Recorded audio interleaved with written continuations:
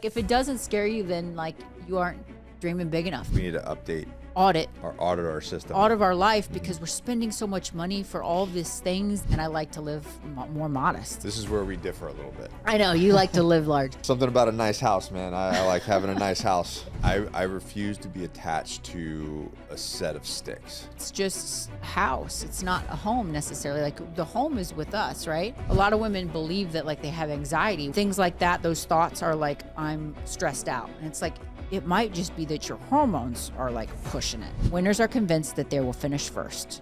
The others hope to finish first. First told me to do this, like, how am I going to do this? And you told me something, and I'll never forget. It's like, babe, I think we just have to have faith. And as soon as you said that, I was like, yeah, that's the answer.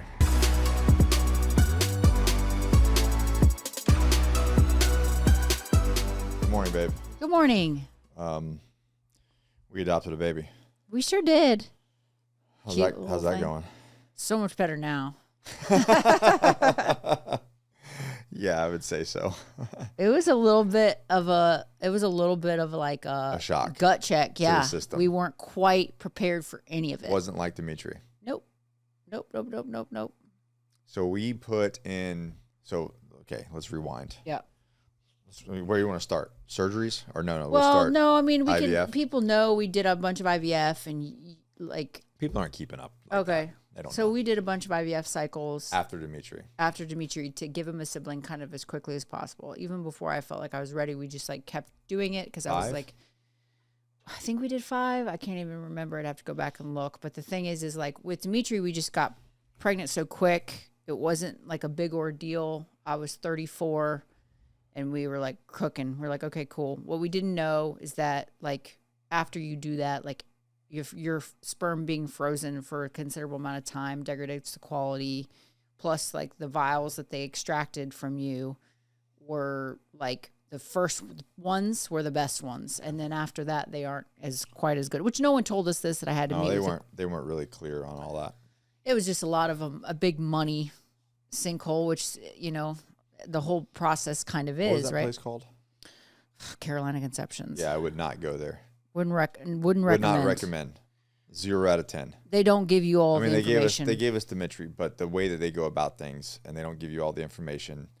They let you spend as much money. They didn't even, like if you didn't have friends that had done IVF and then a family member that was an IVF nurse, I don't think we'd have Dimitri. No, everybody had to figure it out on ourselves. Pitch in.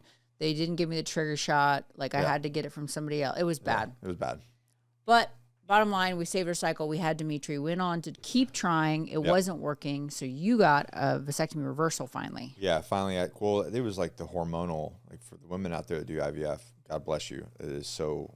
Just a lot. It's a lot.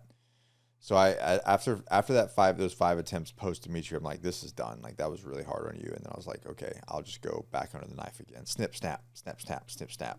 Just reverse it, which is actually worse, you said, than doing it. Yeah, it was definitely worse. And we had a great surgeon, a great urologist. I really, really like him. I highly recommend him in the area. His name's Dr. Kirby in Wilmington. He's probably one of the best in the area. But he was clear, like it was a 50-50 chance that it even would take. It had been, 17 years? Yeah, your daughter at the time was 17 when we were doing this, and you had it right after she was born. So he was like, it's been a long time. It's a 50-50 shot. So we did the surgery. I did the HRT protocol for fertility, and nothing. It just wasn't working. They said a lot of it has to do with how long it's been. Like you're gonna build scar tissue right away, and it's not gonna allow inflammation. There's all kinds of stuff. So they said try it 3 months and see if they get any sperm. Try again at 6 months. And we did that big wait, and it wasn't happening. They said you had the idea. I said, well, I've always said I think we can adopt. Like I'd be down with it. I was not. You were like, nah. I mean, we both raised stepkids, and it's a challenge. And we were like, they weren't, because they're not yours. Yeah. You can't it's just hard. It's hard. So we were like, okay. I felt like if you wanted to continue the family thing, then we needed to do it that way. I wasn't going to keep doing more IVF cycles. I felt done with it. So I told you were done.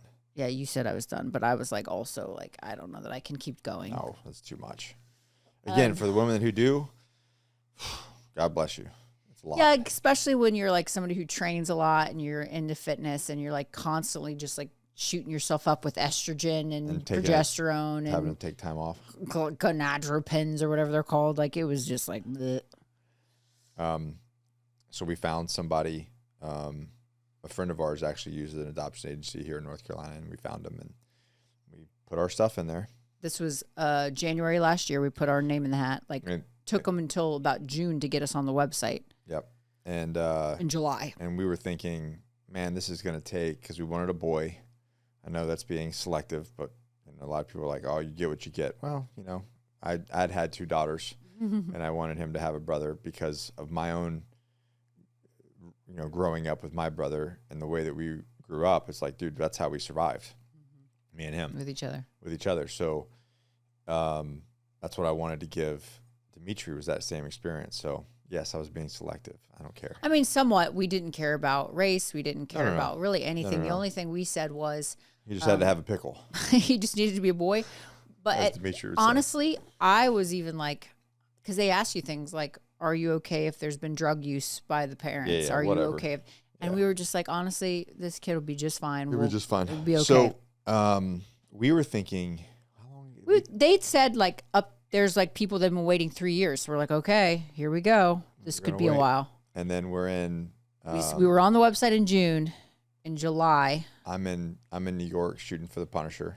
You were gone for 2 months filming for The Punisher, and I was holding it down at home with me and Mitri and the dogs and the chickens and the house, and I was like getting already and working full time, and I was like, okay, I'm tapped. Like this is getting really hard, But I was like, I'm gonna go do a jiu-jitsu competition. So I drove with one of my friends up to Virginia to go do a jiu-jitsu competition with all of our kids. We took her minivan, all of our kids. And we were just going to go compete and watch each other's kids while we competed. You had a great time. We had a great time, but on the way there, I got a phone call. Yeah, and they're like, I'm on the way to shoot in the morning, and the director of the agency calls me and says, "Hey, you've been picked. You've been singled out. Your family's been singled out by a birth mother. She only wants you guys." Yep. So if this was this was July.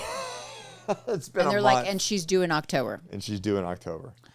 And I like had an instant panic attack. I was like, oh shit, this is real. Because you were gone and I was holding it down by myself for 2 months. And then now they're like, oh yeah, and you're going to have a baby in like a month. So 2 months. So like get your shit together because this is going to happen. At the time I was like, we were looking at, I was potentially having to go to London for Spider-Man. Yeah. And I was just like, oh shit. We were arguing because I was like, this is too much. This is too crazy. This is too fast. How are we going to pull this off? You wanted to say no.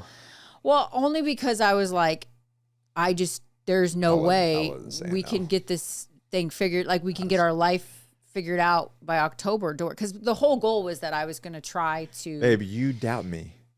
I was going to try to work less. I was going to try to, be home with the baby. I was going to like the whole thing. And we were right smack in the middle of like one of the busiest seasons. We're moving into Black Friday. I was like, we got this. My job is the hardest for Q4.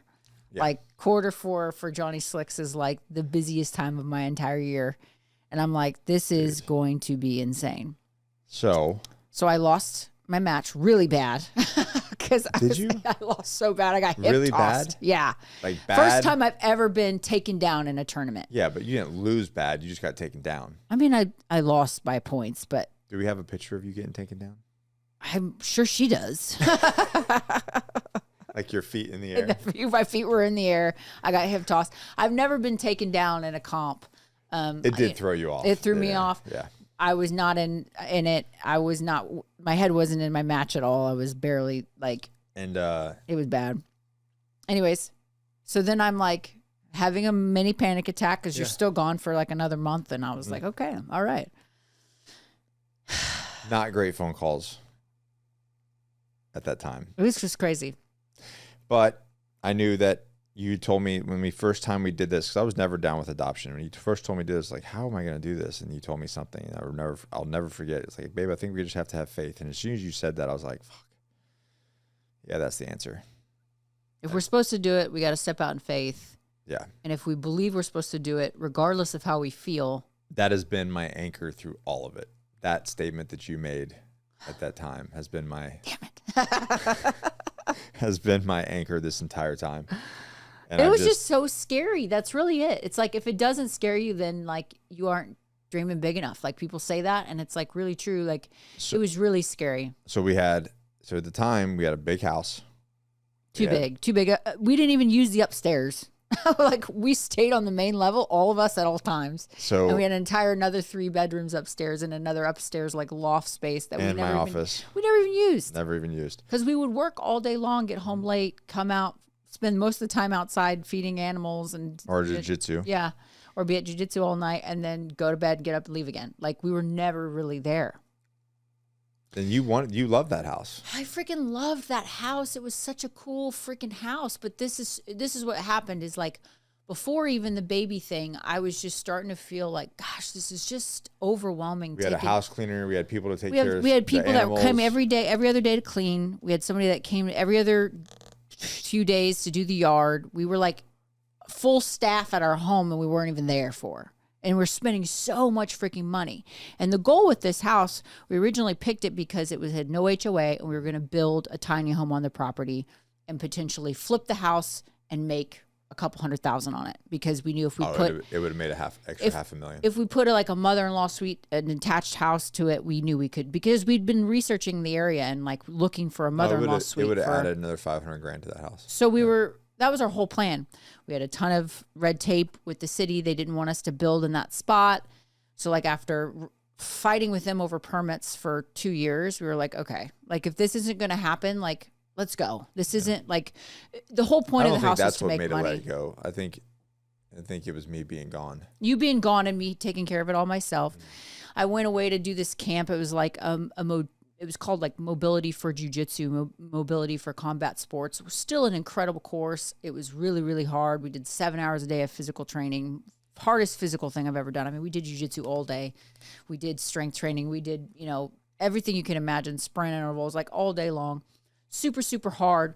But we all lived in this, like, the way that I kind of grew up doing mission trips and spending time on like the mission field. Like, you live in this like commune-based kind of thing. Everybody sleeps and lives together. You share bathrooms with 50 people. Everybody's got chores around the house. You take care of the space. Like, I was in charge of laundry for 50 people all week. And like, I was calling you. Yeah. I was calling you. You're doing laundry. Like, I'm doing laundry. So like, and then we eat like small meals together every night. Like, it was just the way that I grew up was very similar. Like, I did a lot of missions trips throughout my youth. And so like, that kind of life was very normal to me. Spending the day working, spending the day like on the property doing stuff, and then working out and training. I loved it. And a lot of people were like, look like you were roughing it out there, because they're like seeing pictures of the tent village and everything. And I'm like, yeah, but for me, that I kind of love that. Yeah. It's not hard for me to live like that. I enjoy it. I think there's something special about it, about just using and doing what you need to do.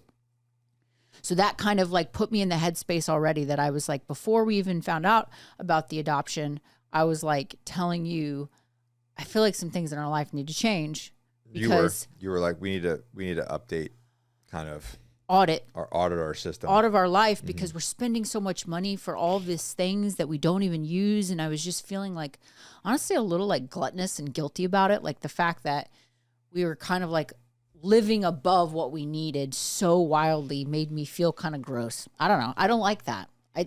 I know people like, even though we have it. Right. I know people love to like strive for success so they can have these big houses and big cars and all that thing, but that's never been something that I've had interest in. Like, I enjoy travel, and I like to spend my money on travel, and I like to live more modest, truthfully. And so I kind of already told you that. I was feeling that. This is where we differ a little bit. I know you like to live large because you grew up poor. So I can't, you know what I mean? Like, I can't knock you for it. Like, I get it. Something about a nice house, man. I like having a nice house. But then you can have a nice house, but does it need to be 4,000 or 5,000 square feet? You know what I mean? No. Like, what do you need? What is it that you need? Yeah. And so then we came up to New York to see you, Dimitri and I, and they put you in an apartment for a month that was just a 1-bedroom apartment. And it was right in Manhattan, like downtown. And it was perfect. I loved it. We had so much fun, the three of us. Yeah. Running I around. was living in Midtown for 2 months. Like, yeah, it was great. It was great. Yeah. You had nothing but what you needed in the fridge. We didn't have any excess. That man's bachelor life. You know what I mean? The protein and I even felt like weird coming, like I didn't want to displace anything in your apartment because you had it all set up the way you wanted it. But it made me go, gosh, babe, like I feel like we don't need more than this. Yeah, because like you guys came up there, what, 3 weekends? No, we came twice. You came back home once. Okay. Yeah, and when you were up there, like this is perfect. It was perfect, and I said to you, I think like we're doing too much, and I feel like something needs to change. And I kept saying that. Did you tell me to run the numbers, or did I ask you? If no, you wanted as soon me? as I said that, you're like, I'm gonna run the numbers, and that's when you started like pulling out what we were spending. Yeah. On our life in our currently in our big huge house. Yeah. In Hampstead, and then all of our animals and everything like that, and then we lost Leo. Yeah. He was 13 years old, and he was like he'd already made it 2 years on 3 legs, and he was struggling, and it was getting to the point where it was like, okay. We don't have to bring that up. Yep. Well, we had put him down. Yeah. And that was another thing I think we were like holding on to too, is like part of our life. And that chapter was like our animals and everything we were caring for and everything. And so I don't know if it was like a midlife crisis or what, but I was like, something's got to change. Yeah. And you heard me. You were like, okay. Well, my thought was this. I'm like, well, if we're spending X on living and we can reduce our living expenses to this, that's a lot more into investments. And not only that, but like our ultimate goals were like, and this is the thing I think people like don't grasp, and maybe it's okay. Like you don't have to want to live like us. That's obviously fine. But our life, choose your own adventure. Yeah, choose your own adventure. Our life is neither one of us have ever been like, oh, I just want my forever home with my garden and my, like, we've never had that thought. I refuse to be attached to a set of sticks. Right. And memories around that set of sticks. It's just no way, man. A house. It's not a home necessarily. Like the home is with us, right? A storm can come, an earthquake can happen, a tornado can happen, and it's gone like that. And we've dealt with a lot of that, just like divorces and people dying in your family and things like that. And you end up having to do those things whether you want to or not, right? So it's like we've kind of gotten awful flexible over the years because of our lives. So you being in the military. Yeah, so we moved into an apartment, a nice one. Yep. But it's a shoebox. Well, we sold our house. Moved into an apartment. And this is the reason why we knew that this was, I have to say this because this was insane. Like we knew this was the right move because we talked to our real estate agent and we said what we wanted to list the house for. And she's like, okay, well, you won't get that, but good luck. We'll try. And we had an offer the day we listed it for the full price. The full price. Yep. And got that. Yeah. So we were like, okay, I feel like we made the right decision here. And then so to do all of this though, we had to sell the house and move into an apartment. Keep in mind, this is like July to October. And then we went to Greece for 3 weeks. I was like, I'm going to Greece for 3. You're like, that's too long. It's a long ass trip. You're like, I'm going for 3 weeks this year. I might go for 4 weeks this year. I don't know. I'm getting more and more more and more off. But I wanted to go for 3 weeks. So there's 3 weeks in September. We were completely gone. Yep. So we got the house. So I came back in August. And then in like 2 weeks, we got everything done in the house, got it listed. Packed up. Yeah. Thank you to all of the people who helped us. Like ready to move. I was set. We listed our house while we were in Greece. I remember because I made that video. Got the offer while we were there. And by the time we came back, home, had to sign I had pre-signed a lease on an apartment before I sold the house. Yep. So we were just believing it was going to happen. We were moving regardless. Right. And then came home we sold everything, mind you, because none of our stuff would fit in this tiny apartment. Yeah, we sold everything. We kept like a couple things, but for the most part, we sold everything. And did we like have like a week? We had a week. So we got it all done in a week. And then we got a call. And then moved in. Got a call that the baby was being born early. Yeah. So exactly after we moved in. A couple of days after, you and I had to go to the hospital. And he was born early, and we were there for the birth. Hold on. So, like, a dad thing is, like, always put the crib together. Yeah. I had the full intentions of putting a crib together. And then this all happened, and I'm like, well, I guess I'm not. Call Uncle Chris. Call Uncle Chris and see Uncle Chris, can you put the crib together? Thanks, Uncle Chris. And yeah, and then we ended up heading to Charlotte to have a baby and be there for the birth. Yeah, and then so before we get into that though, the one thing I want to say, like I said, I kind of stopped what I was saying, but not everybody wants to live like us, and that's totally fine. But for us, our ultimate is not this forever home. This idea of this forever home where we, set up the white picket fence and have all the animals and sit there. Our idea of forever is that we are able to travel and live in more than one place throughout the year, like live part of our year in Greece, live part of our year in Hawaii, Florida, and have places that we live and places that we come and stay. And there's some of our things in those places where we stay, but we're making money on all of those properties, and we're able to continue to live that kind of lifestyle. That's our ultimate. So like one of the things that we've done, we own 4 properties in the area that we rent out. And we even considered, like, should we move back into one of those? And we're like, they're all making money. Why would we do that? Yeah. So we still own these houses in the area, and ultimately we probably will keep hanging on to those because we'll want to keep renting them out, potentially maybe sell them when they're going to make us a good amount of money. But ultimately the goal being flexibility.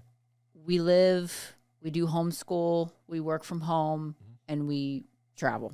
That's kind of what we intend to do. Yeah, I don't think that now that we've pulled this lever, I don't think I'll ever live where I own ever again. I mean, I'll still buy places for sure. Yeah.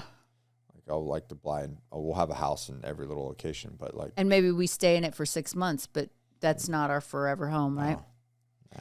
So that all is the ultimate for us. So what we intended to do with this apartment switch was sell everything, get into a smaller place, outfit it with just what we needed, which is a very small amount of things. We got rid of so many things. It let us know how much excess we had and we did not need. We had a lot of shit. And we'd already moved not that long before that. So like we had been really purging.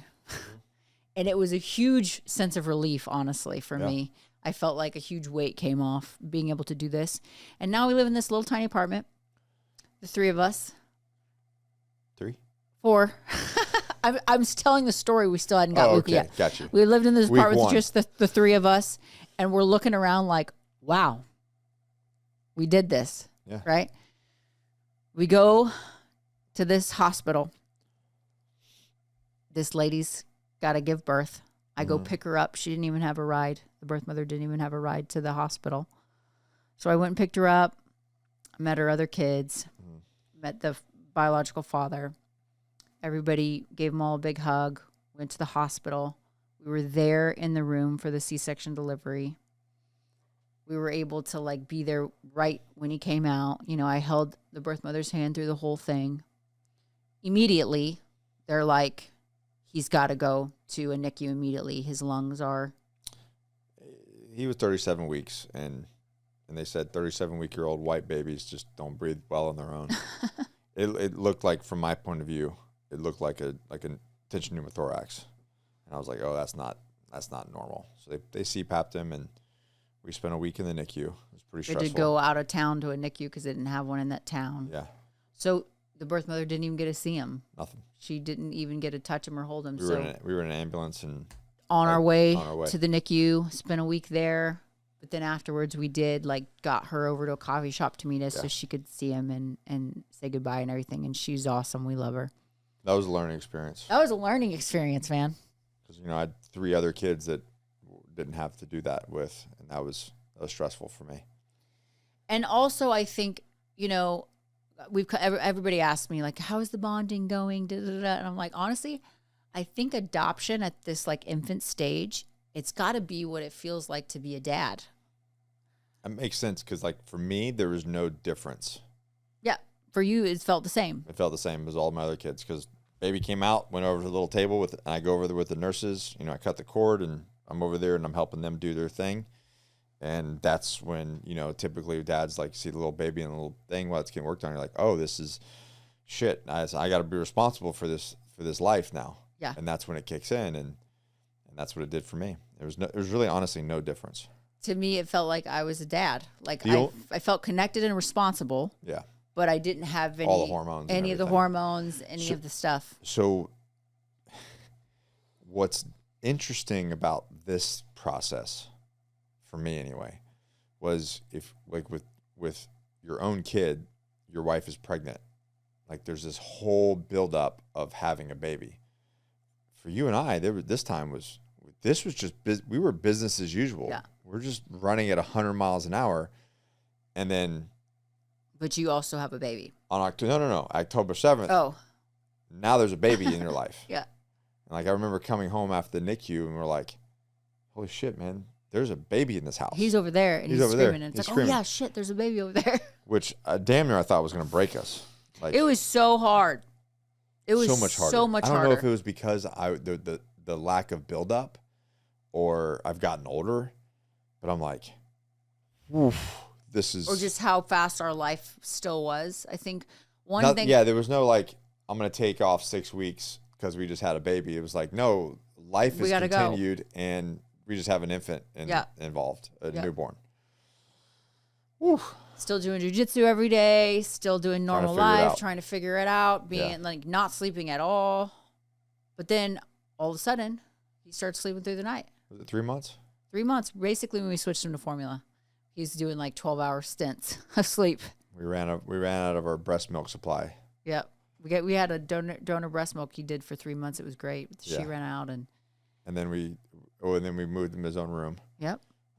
From that night on, 12 hours of sleep a night. And he sleeps like a champ. And now we're like, okay, everything's gonna be okay. That helped a lot. So my first daughter didn't sleep for almost through the night for 4 years. But you were 20. And it was like, oh well, whatever. Yeah, it didn't matter. And then until Anna was born, she did not sleep through the night. Gosh. Anna was good though. I'm so bad without sleep though. Like I'm like, might as well kill me. That's always been the case though. I'm a basket case, and I literally think that everything, like I'm gonna die. I literally am like. Everything is your brain terrible. stops functioning. Yes, without I'm sleep. so bad. Yeah. I'm not even going to deny it because it's like I don't make sense and I am like a basket Start crying. Case. Oh, all the time. It's like worse than postpartum. Like if I'm not sleeping, I'm just a mess. So, yeah, and then we throw this thing in our little shoebox house, our shoebox life. But I love it actually. I love it. I am very shocked that I'm digging it, and I think the biggest reason, if I look at January and February. January, I was gone for 2 weeks. February, I was gone for 3 weeks. So I'm like, we're not even. This is exactly why we did it. We're not even at the house. It's exactly why we did it. We look at our calendar. We're gone every single month for a couple weeks of the month. Why are we $8,000 a month for this place? It doesn't even make any sense. No. So for us, it worked and it worked out. But that's the reason why because there were so many people that were just like, "You're doing what?" I know everybody's just a temporary everybody's thing, like right? thinking we're broke and holy shit. But here's the thing: I miss my dogs, I miss my chickens, I miss my yard. I don't. But that's it. I don't miss any of it. I don't miss the house. I don't miss the stuff. I don't miss the space. I don't miss any of it except the yard because that is one thing that I love sitting out in my yard. But you know, we got a balcony. That's dope. I don't miss that either. It's all more requirements. more people either have to do or people have to pay. And I don't miss any of it. It's been great. It's been interesting. It's been great. So that's kind of the update on what's happened with us. Now we got this little dude. He's such a good baby. And then sometimes he's hysterical and inconsolable. He's hungry or tired. But other than that, he's the sweetest thing. Yeah. And we're doing good. We're having fun. We're still living life. We're still 6 months on Monday. 6 months on Monday. We did it. Yeah. So, I mean, the biggest thing I think that was a big shift for me, there was some like physical stuff I think I was kind of going through with the stress. Speaking of, so like hormones and things like that, like postpartum is does a number on your body, but when you're not postpartum and you're not sleeping, it also is really hard on your body. So I went and had my blood work done a couple months ago, and I was, you know, training really, really hard, doing a lot of jiu-jitsu and stuff, and found out that like my DHEA had like completely dropped. You know, we do all of our stuff through Core Medical, and so like immediately I'm like going through it and talking to my doctor at Core. He's awesome, and he understands, like, he's military. He understands like my training regimen and how much I do, how physically taxing it is for me. And he's like, listen, because I'm like, you know, it's one of those things, like, I'm 41 years old. This is like when all these women have been talking about this like perimenopause stuff, which, you know, you hear enough of it and you talk about it enough, it's like in your feed all the time, and they're sending you ads for the next perimenopause drugs or whatever. So I'm like, maybe something's wrong with me because I'm having a ton of anxiety and I'm like feeling like really run down. Could have been the newborn at home that wasn't sleeping, and it could have been my training frequency, but, you know, I just wasn't sure. So I wanted to go get my blood work done. Found out that my DHEA was low, and, you know, I train like 7 times a week, jiu-jitsu typically, and then I lift as well. And so like my body was starting to get to that point where it was like, without the sleep, add that to the mix, and it was like, yep, you're smoked, dude. Yeah, you were struggling recovery-wise. Yes. And so his big thing was, listen, because I'm like, am I perimenopause? And he goes, honestly, no, I'm looking at your numbers. You're not. He's like, just your DHEA is in the tank. And he's like, explain to me what's been going on. You know, I'm telling him how much I'm training, and I'm typically doing weight cuts consistently for tournaments because I like to compete at light. I usually walk around 137, 138, something like that. But I'll cut down because I want to compete at the lighter weight class. And it's not a huge amount, but like you run in a deficit. I'm not a big fan. You run in a deficit and you train as much as I train, you're going to tank your hormones. Yeah. And that's basically what he said. He's like, it's not so much that you're doing the training. Doing so much cut. It's that you're cutting so much at 40 years old. You're cutting all the time and overtraining in a deficit all the time. Yeah. Like you're going to, like, what do you expect, right? So he got me on the DHEA, huge shift. Within a few days, I felt completely different. Yeah, you even acted different. Yeah. It was a huge shift. You didn't seem you seemed less stressed out. I was feeling like I didn't have the tools to cope. Yeah. And then all of a sudden I got on DHEA and I felt like, okay, calm down. Everything's fine. You have the tools. Mm-hmm. It's just a weird feeling because people think things like that, those thoughts are like, I'm stressed out. And it's like, it might just be that your hormones are like pushing it, right? A lot of women believe that like they have anxiety. Well, I can tell you this from experience. I deal with a lot of anxiety, especially when my hormones are off. Yeah. So you feel this irritability and anxiety and like you're not sleeping great and all those things. It could just be you need to get your blood work done. I had a girl hit me up today and she's like, I think I'm going through perimenopause. Da, da, da. And I'm like, well, she trains her ass off. She's a beast. She's like significantly like an athlete at her age. She's 39. She trains like an animal. And I'm like, could just be that you're training like you did when you were 20 and you're not recovering. That's what sucks about that is if you go to your normal doctor, they're not going to do anything. And that's just it. Or they're going to give you some bullshit prescription drug. They're like, these are normal numbers for your age. It's like, well, I want to be optimal for my age because I am an athlete at my age. Like, what do you mean? So that's what I love about Core is because like my doc Andrew is like, no, he's like, this is not perimenopause. This is you training your ass off in your 40s. Yeah. You got to recover better. And he's like, honestly, he's like, I want you to start eating carbs before you go to bed. And like, for me, that was like the big, like, oh my God, no way. Like carbs before bed. Like that's like the worst time to eat carbs. He's like, no, you need it. You need to sleep better. You need to recover. So that was a huge shift. I've been saying that. But You've been saying that. But like, you know how it is. I like to look good in a bikini all year long. Mm-hmm. So it's like I did this big shift and I decided for this big comp that I had coming up that I wasn't going to cut for the first time. And in the period of time, I think it was from about November-ish till now, I stopped cutting weight and I started eating a lot more and I got my hormones fixed. And what happened to performance? I put about 5 pounds of muscle on. Right. And then, yeah, performance overall improved, and I feel like a different person. And that's the thing is like you're in a performance sport. At 40. So it's like, yeah, so it's not like, and we were just having that talk with Chantel. She wants to do her first competition. They were like talking to her about cutting weight. And I'm like, absolutely not. You compete at your weight. You know why? Because you're going to feel so much better.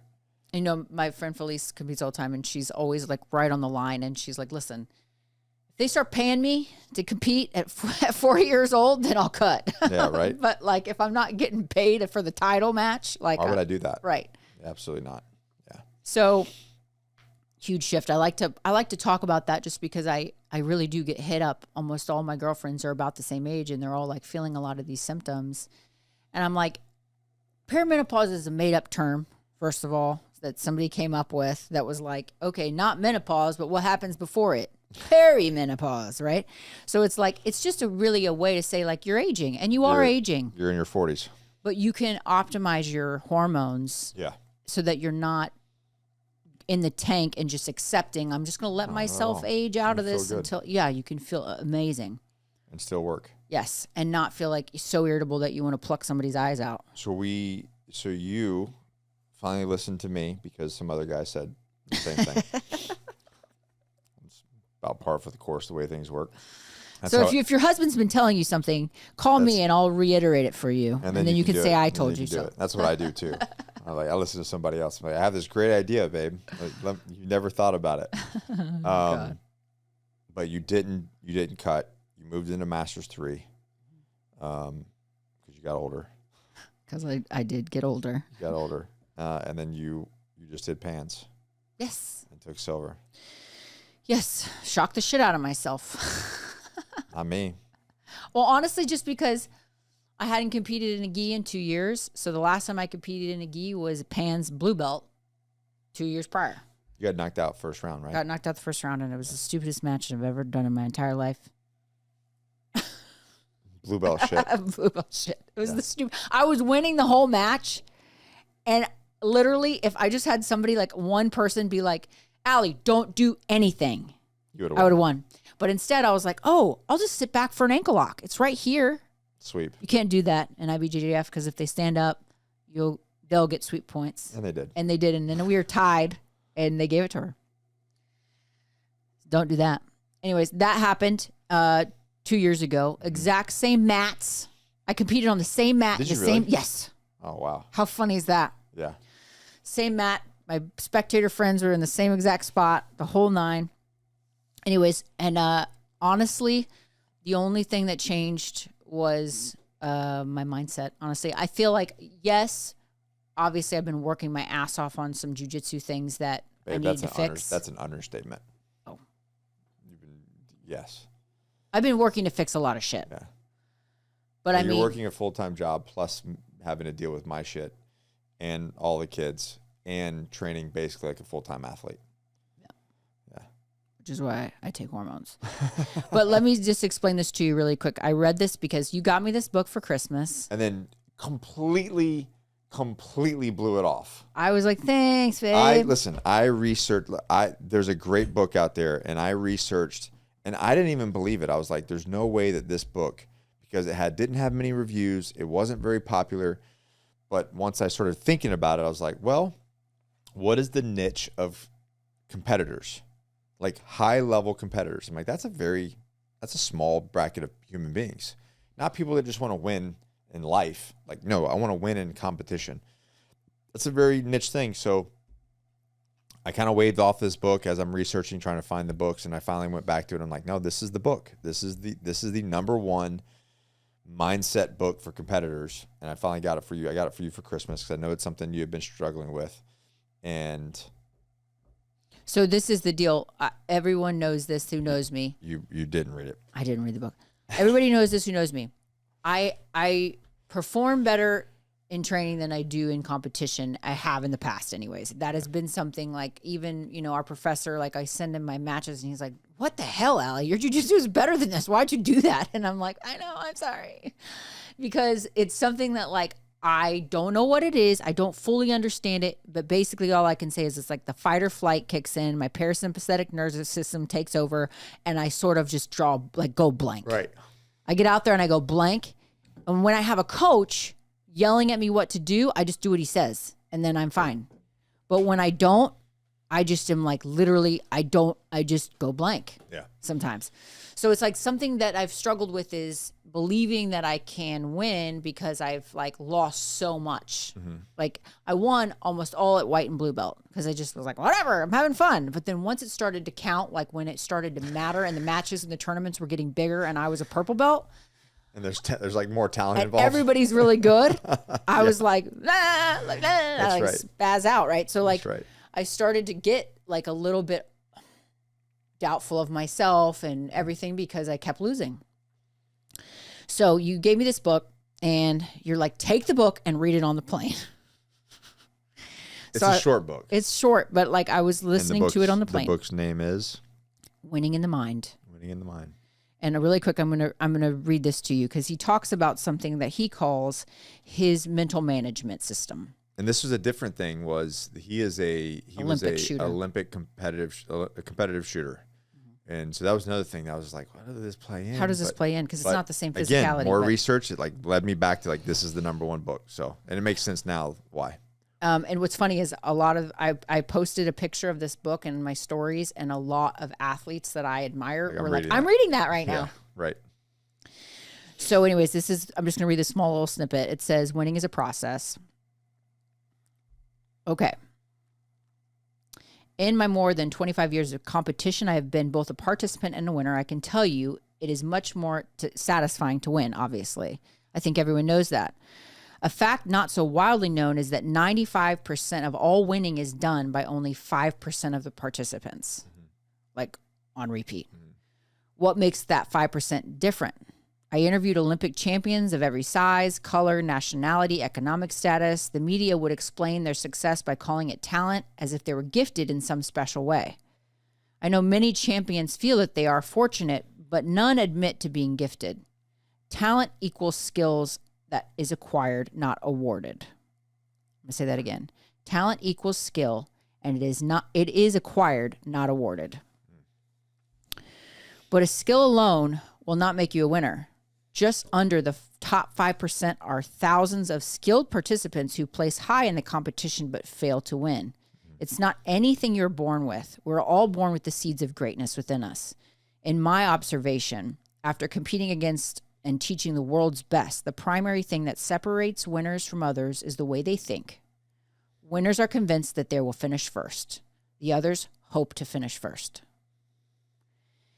So he makes us go through and say, okay, like what will it take for you to believe you will finish first? And then like versus hope. And he's like, I want you to write down the thing that you want to do, like what it is your goal is to do here. Write it down, and you have to believe it. You can't just like fake it. You have to believe it. And like, this is the part of the mental management system. So on the plane, I like pulled up my phone and like made notes. Such a stupid idiot. I love this though. This is great. This is all the stuff that I teach in the Agoge and I talk about 24/7. It's just so annoying because I realized, like what the heck. So this is the date, March 25th. I'm headed to Pans this morning. I would say, I want to win Pans at Masters 3. I will podium Pans at Masters 3. And then the rest of my goals for the year.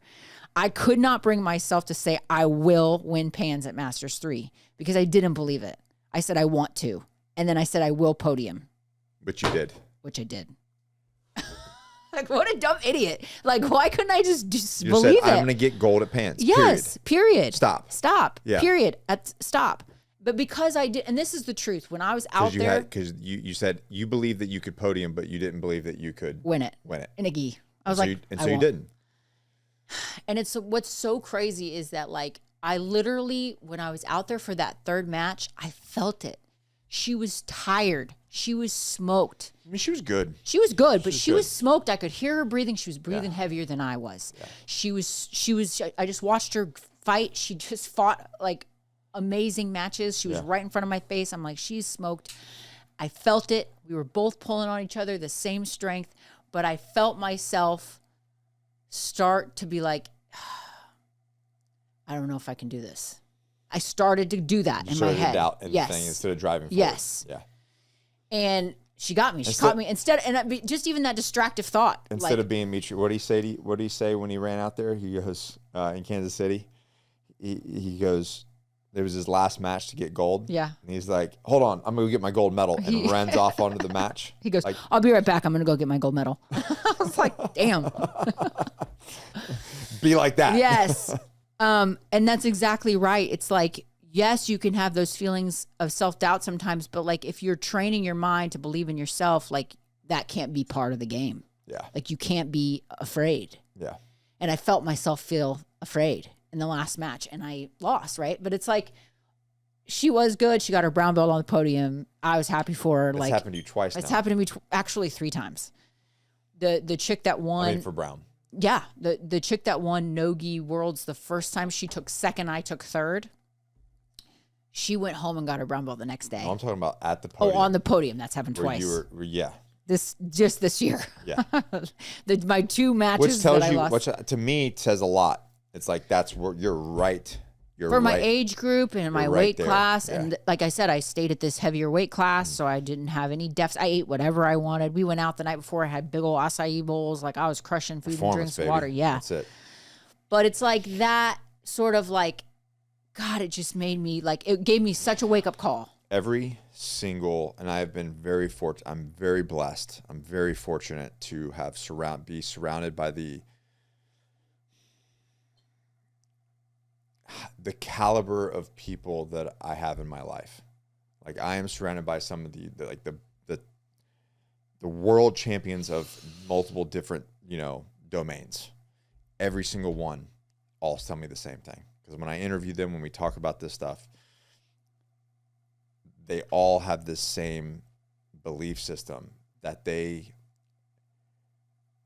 believe and imagine themselves on the podium and having the gold medal, winning first place so clearly and so hardcore that to them it's already happened. We just need time to collapse to get to that point. Right. Like, Kevin Ross used to Photoshop the world champion belt on his pictures and put it up all over his house so that he could bet, and that's what he would look at. Yep. This is a common theme against people who, the top 5 that you say that win every single time. This is the common theme. And that's what he goes on to say in this book. He goes, here's the deal.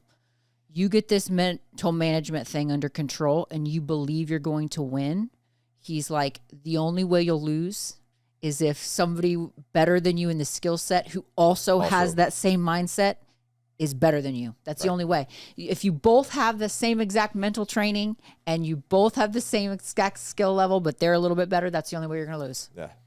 So that was a huge wake-up call for me. So now I will win Nogi Worlds Masters 3 this year, 2026, and Nogi Pants for that matter. Boom, said it. So then the other thing is, this is what's kind of crazy. So you made a post about it, but I just wanted to share it too, because it's just one of those things. I'm sure people think I'm stupid, but whatever. I was like trying to get my head right before the match and laying under the sun. I called you at one point. You were tapped because you had all the kids at home and you were working by yourself because we didn't have a nanny this whole week. I didn't complain about nothing. You didn't, but I could tell, like, I wanted to talk to you and have a pep talk, and you did, like, hype me up, and you were, like, tapped. And I was like, okay, I'm sorry. I'm juggling some things, a couple things here and there. So you know what I did instead? Well, also, we have a nanny, but the nanny got married. She's on honeymoon. Yeah, it's fine. Of course, we wanted to go on our honeymoon. Of course, we understand. But that all simultaneously was happening, so I was like, okay, I can't get my pep talk from Nick right now. Oh, this is right. All right. Yes. So then I was like, I'm just going to listen to motivational Nick videos. I'm like, what would he say to me? And I'm like, I'll just watch one of his videos. And there's one that you did, and I knew I loved it because I'd listened to it before another match one time. And was it called? I think it's Overcoming Obstacles. Overcoming Obstacles. That's right. And there's a picture with a guy doing an ice bath on the front. And it was just a video where you were reading a monologue that you written, and you were just talking about motivation and stuff. And I like those. They're so good. Yeah. And honestly, if anybody is ever looking for some kind of a pep talk or like a motivation, that video is one of the best. And I was listening to it, and because there was a part of me that was like, you know what, whatever. I'm not going to, like, who cares? This tournament's, like, not that big of a deal. I don't even care about the gi. I haven't competed in the gi in a long time. Like, we'll just see what happens. There was, like, a little part of me that was like, it doesn't matter if I lose. Like, who cares? Like, see what happens kind of thing. And I'm like, that's so lame, right? But, like, part of me was like, yeah, this isn't bullshit. That's bullshit. That's bullshit. So the thing that you were saying in this video specifically was, like, this is how you get to where you need to be. You putting yourself in the fire, you are creating the resilience that you want. Yeah. You can't treat anything like it's like, man. It doesn't come before. Right. If no gi worlds is what I really want, then this match matters just as much as every other one. And I have to, like, treat it as such and not be, like, soft about it. I need to be like, this matters. Right. And I need to like, get my mind right and focus. And so I listened to that, and that helped me so much. And then I got kind of hyped, you know, and then I went to go warm up, and my coach came this time, which was like a big deal. Coach Tyler at Crest was like with us this time, which is like, we haven't ever done a major with a coach. That was freaking cool having him there, because he's a black belt under Tom DeBlas, so he's got to sit in the thing. Changes everything. He warmed up with me for an hour before, and I mean, I was sweating, like sweating, and he was pushing me and pulling on me, and I was like starting to even get a little emotionally overwhelmed by how much he was pushing me right before. But it, like, he wanted me to be so focused and hot when I walked out on the mat, and I was, which was amazing. And so I just wanted to throw that out there because I thought it was the best thing ever. And then if anybody sees, you'll see the photos come out. I freaking haven't competed in the gi in 2 years. Didn't realize that my origin gi wasn't allowed to be worn. I got clocked right at the thing. They're like, nope, go change. And I'm like, they're calling my name to walk out on the mat, and I don't have a gi. So my teammate ran out to the car and grabbed her gi. She's way shorter than me, so I had the gi pulled down to my butt crack, like, just so it would fit. I passed. You got in trouble twice, though. Yeah, they let me wear it out for my first match. I won. They said no. And it's got her name on the back. So it's like, and then I came back out, same match, same ref. Yeah. And he's like, nope, go change. Your pants are too short. Yeah. So then she has to go buy me a new gi immediately. Anyways, it was a whole ordeal. And as you won. I won second place. Yeah. Should have won first, right? Well, guys, go, if you're a competitor, I don't give a shit if you're a competitor. Go listen to that book. Go listen and read that book. Winning in the Mind by Lenny. And then we'll link the Overcoming Obstacles video. Lenny Bessem. We'll sync this video to that so you can go do it. Yes. There you go. Go do it. Keep your hormones in check. Have faith. If you feel like you're called to do something, just have faith. Put yourself in the fire and go for it. Do it. Yeah. All right, guys. Love you. Peace. Hey, guys. Thanks for watching. I really appreciate that. Remember to like it. Remember to drop me a comment. I want to respond to it. I'm actually the one responding to the comments. And if you like this video, you're going to absolutely love this one right here.